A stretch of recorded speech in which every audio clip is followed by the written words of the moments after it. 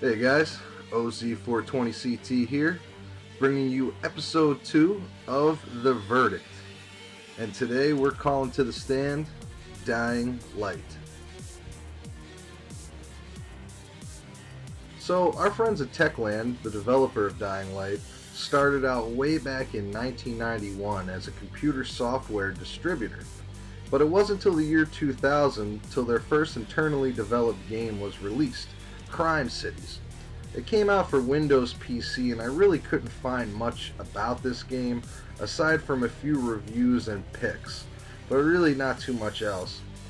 Techland would go on to develop Windows PC games and their proprietary Chrome engine until 2006, when on June 12th, Xbox 360 owners got to pick up Call of Juarez. While critics didn't get behind the game, giving it mediocre scores, gamers loved it, and it helped launch Techland into the console market. The sequel would hit in 2011, followed by publisher Deep Silver and Techland's Dead Island, their first foray into the world of zombies. It was received exceptionally well by gamers and critics alike, followed by a sequel in 2013, Dead Island Riptide, which felt more of the same and was criticized for not fixing the problems of its predecessor and seeming like more of a reskin than a new endeavor. After a split with publisher Deep Silver, citing differences in creative vision and feeling that they were, and I quote, not in a very good business position, in 2012 Techland began to develop Dying Light.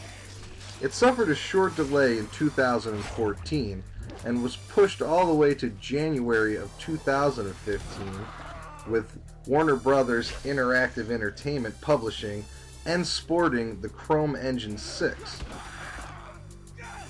Sporting easily the most expensive limited edition, the Dying Light My Apocalypse edition, available in the UK, mainly for promotion of the game, included parkour lessons, a trip to Techland Studios, and even a zombie-proof shelter.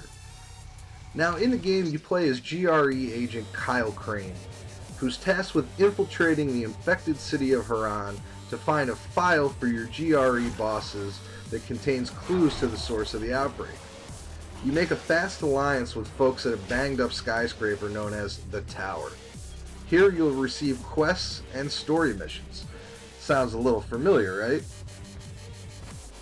Now, first off, this game is huge, with 2 gigantic sections and more to come with the expansion. It really lends itself to exploration. I'm 60 plus hours in and I'm still finding new buildings, new blueprints. The game just makes exploration rewarding, with hard to reach areas that yield tons of loot to quiet little corners with neat and sometimes creepy Easter eggs. One of the unique mechanics is the day and night cycle. During the day, you deal with fairly normal and common zombies that we're all used to, but during the night, you're introduced to the fast and totally OP volatiles. Now, these guys are scared of UV light, and that ultraviolet light will become one of your best friends in the city of Harran.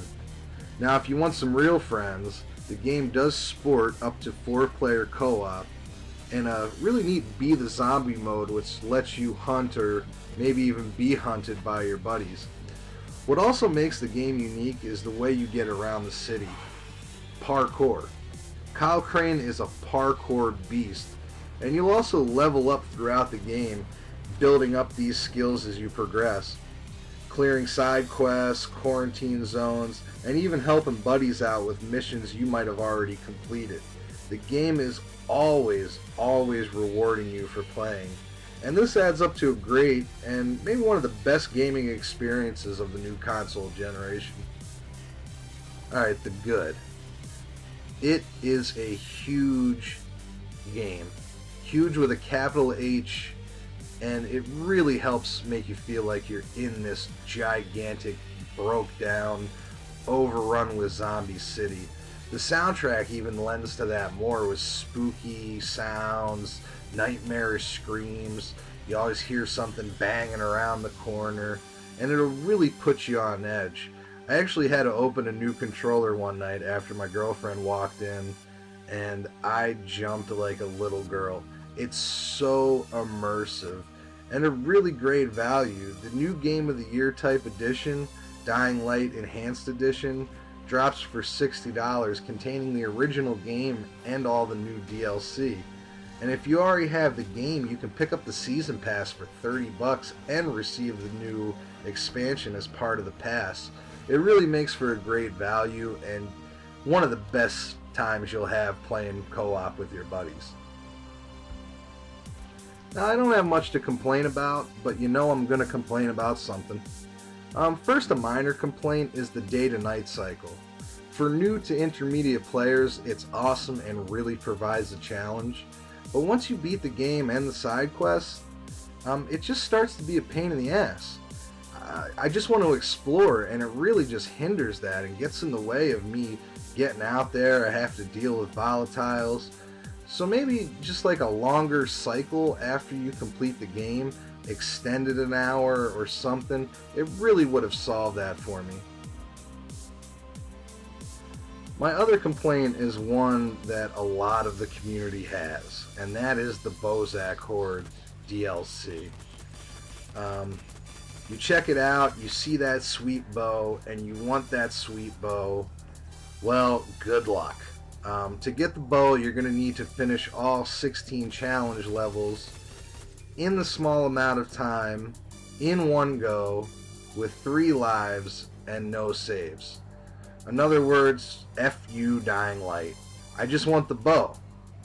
PC modders actually made a patch to put this in the shops so you could buy it. But good luck and much props to anybody who has it. It is a real challenge, and I would definitely encourage you to max out your characters before you try.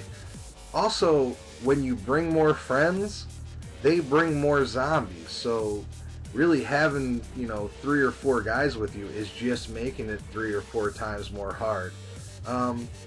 It's just a departure from the rest of the game, having these time limits, and I'm just not a big fan, and I just want that freaking bow. So the verdict.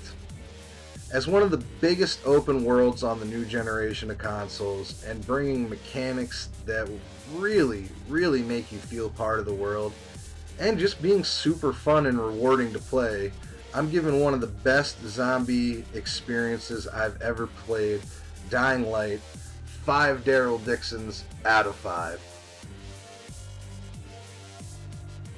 Well, that's it for this episode, guys. I can't wait to get my hands on the expansion. It's coming out on February 9th, which is just around the corner.